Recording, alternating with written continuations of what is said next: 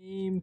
Welcome to Online Business Liftoff. It's Anthony Chancellor. This is week 5, and I am going to be teaching you about copywriting. So the module we're talking about here is copywriting that converts. This is a beginner's class, and I'm trying to condense as much as I can into this one class. There's a lot of stuff, so I might go a little fast, but that's okay. You can watch the replay and just go, back and forth to what you need to see and learn. But I will try and condense as much as I can and just give you a few key takeaways. There are 2 activities that I'm going to ask you to do right after you watch this, and then submit some work to me, so that way when we jump on our calls together, we can actually use that session more productively.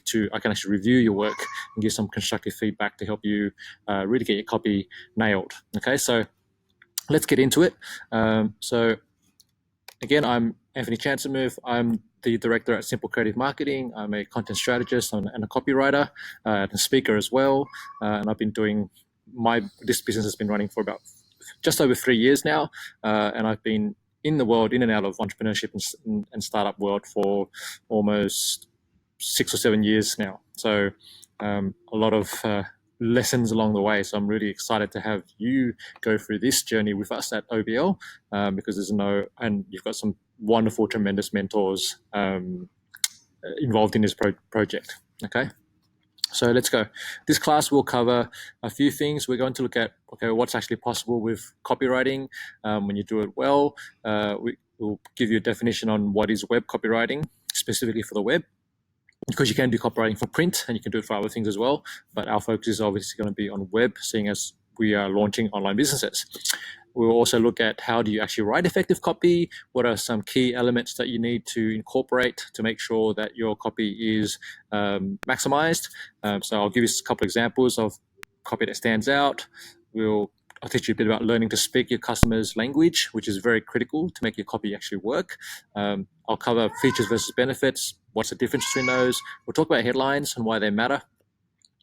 Then I'll show you a couple of tools, a main tool, which is the empathy map, and 2 steps to actually making that work for you. And I'll give you a couple of examples as well on just how that's applied. And then you'll have your first activity, which is creating an empathy map. And then we'll go into the only thing you actually need to write winning sales pages, which is the AIDA formula, and I'll explain what that is. And I'm giving you a template actually that you can use to write your copy for your sales pages. You can also use it for other things as well. If you're hearing a baby screaming, sometimes that happens. So excuse me, excuse that one. Okay, so activity number 2 will be for you to actually go away and write your sales landing page. I know some of you have already put up your homepage on your website. Wonderful job doing that.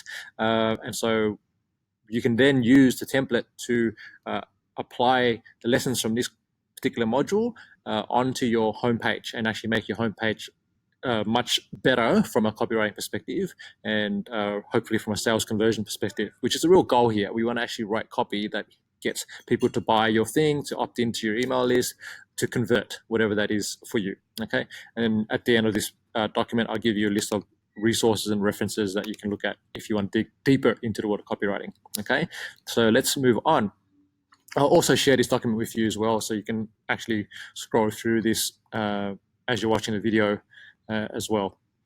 Okay, so let's look at what's actually possible with good copywriting. So, all right, so first thing is people respond to your social media content. Okay, so here's a post that I did for a client of mine. I did some work with him on LinkedIn to get his LinkedIn profile engagement up, and here's what Paul had to say. He said we were able to get, thanks to the work that we did together and the copywriting work, he was able to get 54,000 views and several connection requests and sales meetings on one of his content, the posts that he put on LinkedIn. Okay, so we actually ended up getting 70,000 views over 3 posts in 30 days, working on just fixing up and cleaning up the copywriting that he's putting on LinkedIn.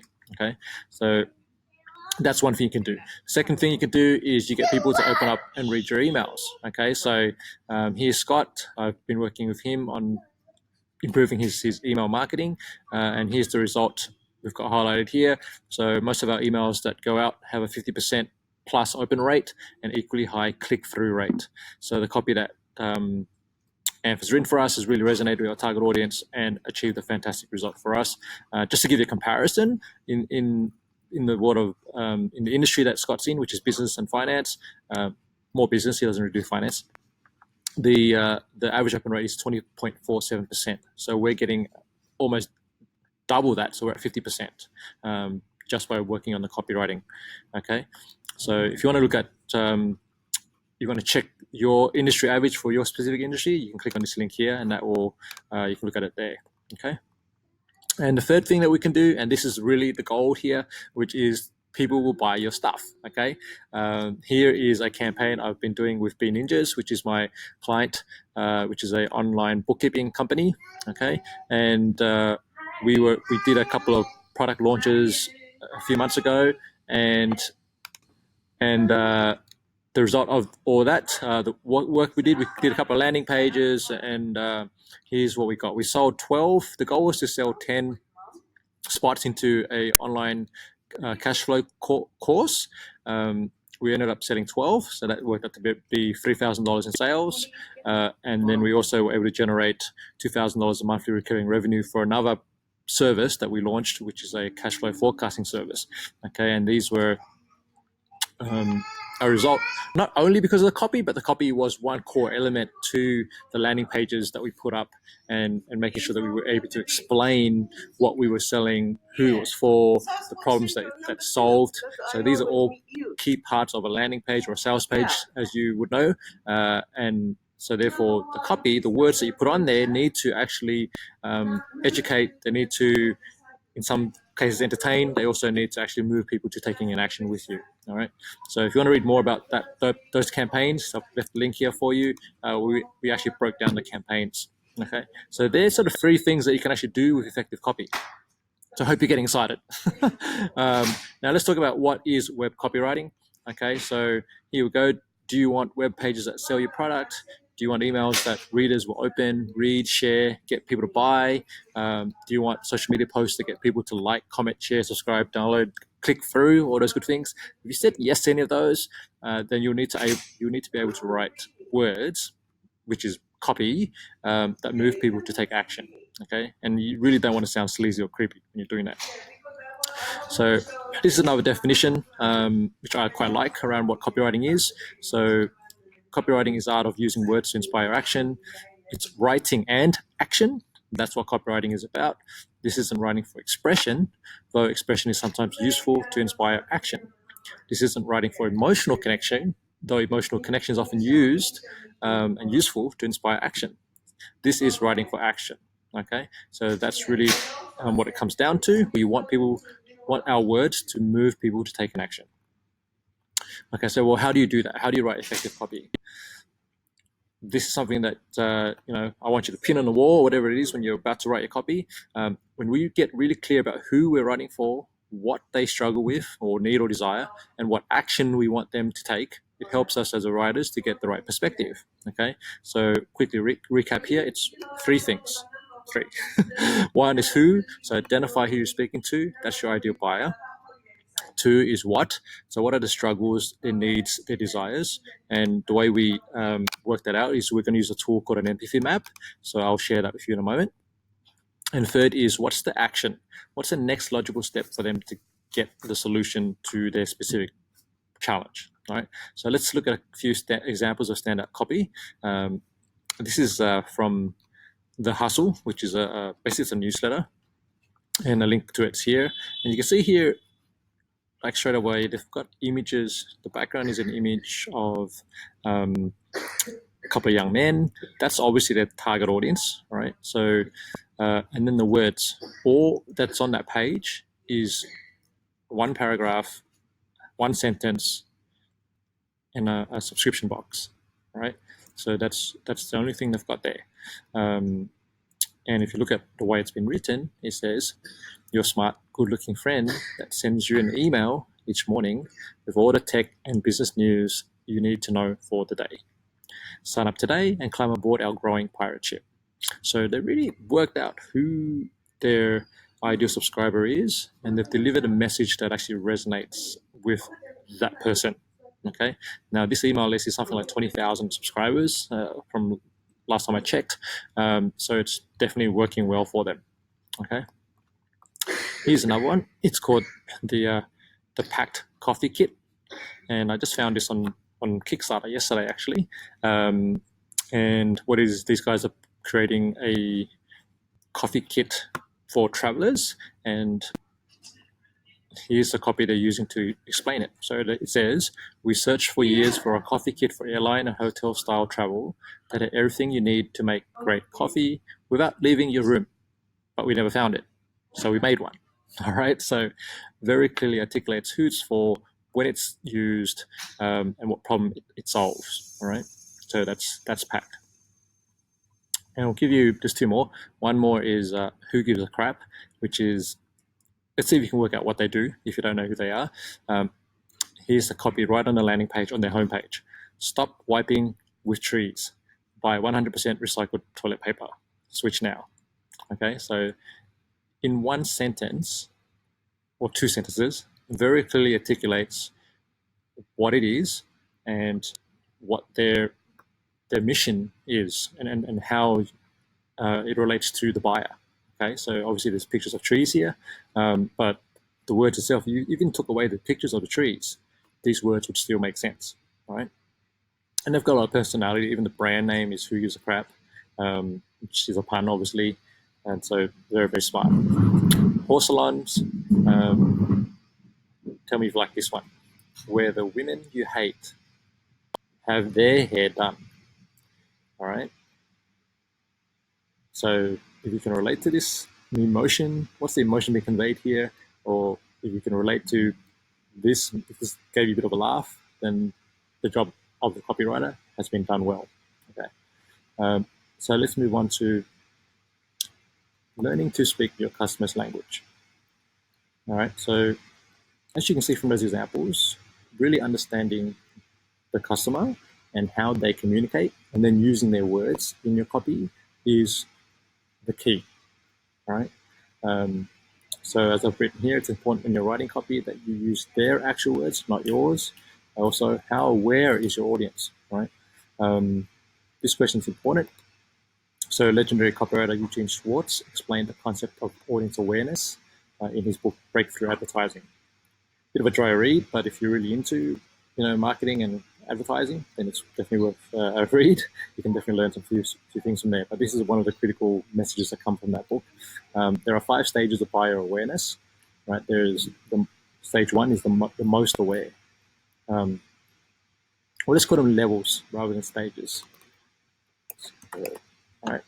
So there's the most aware, which is where your prospect knows your product and only needs to know the deal. So what's the offer? There's the level 2, which is the product aware. So your prospect knows what to sell, but isn't sure if it's right for him or her. And then there's level 3, solution aware, where your prospect knows the result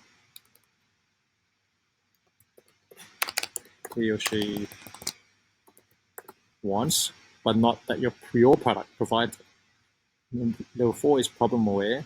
So your prospect senses they have a problem, but doesn't know there's a solution. And then there's level 5, which is completely unaware. No knowledge of anything except perhaps their own identity or opinion. Okay, so when you're writing copy or putting together a landing page or a sales page or something like that, or a flyer, you need to really be clear on what level your buyer is at. Okay, when they receive the message, right? Are you talking to the level 1 person who knows about the product, knows what problem they have, knows about you, all right, and is comparing you to other competitors, and all they want to know really from you now is what's the deal, right? What's the deal that you're giving me that's better than someone else? Okay, in that case, then you need to speak to that person at that level, right? But if you're going to, perhaps you're doing an education campaign, right, and you want people to reach people who are completely unaware, then that's where you need to do some education around that. Problem aware is where they're aware there's a problem, so they might know they've got a certain pain, but so they're searching for, how do I solve that pain on Google, for instance, but they don't know what that there's a solution for it or what the solutions are. Okay, so think about that. Which stage of awareness is your customer at when they arrive at your landing page or your copy? So a couple of things here. So if they are, let's fill that in. Okay, so if they're more aware of this, the more aware your audience is of the solution you offer with your brand, then the less selling you need to do. The less aware they are, then the more you need to convince them that they should buy from you.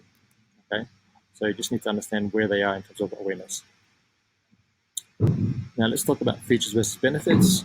You probably hear a lot about this and what's the difference. Okay, features refer to the language you use in your company to talk about your product. Okay, so what are the features of this bottle? Right, so it might be made of non-BPA. It's a light material. Okay, you can store hot or cold water. They're all features, right? But benefits refer to the emotional language your customer uses to talk about your product. So if we use this for example, what's a benefit of all these things? Well, the BPA means that it's so BPA free means that it's not toxic, which means it's more healthy, which means I might live longer and I feel better. Okay, so or because it's lighter, right? I feel that's something that's easy for me to carry with, right? So now we're talking about how those features lead to specific benefits, right? And that's what you want to think about in terms of your product or your service is what are the features and what are the benefits. And a good rule is always lead with the benefits, okay? Because that's what people are actually looking to buy. They're not looking for the features, even though sometimes we get caught up in the features of things, but it's actually the experience that we actually want.